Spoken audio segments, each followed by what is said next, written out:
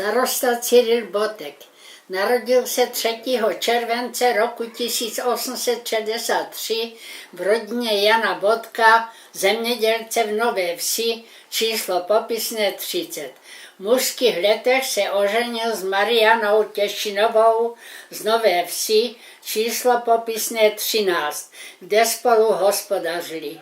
Za první světové války byl zvolen starostou a úřad zastával 2 roky, v letech 1917 až 1919.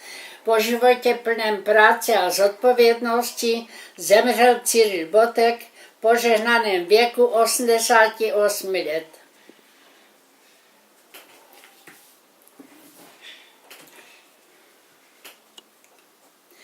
Starosta Antonín Botek. Antonín Botek se narodil na čísle popisném 185, měl přezdívku Boteček. V roce 1900 žilo u nás 45 rodin Botků, proto přezdívky, aby se vědělo, o koho se jedná. Tento Antonín Botek se oženil s vdovou Marií Hluškovou, rozenou Lorencovou. Botek byl zemědělec, byl to čestný muž.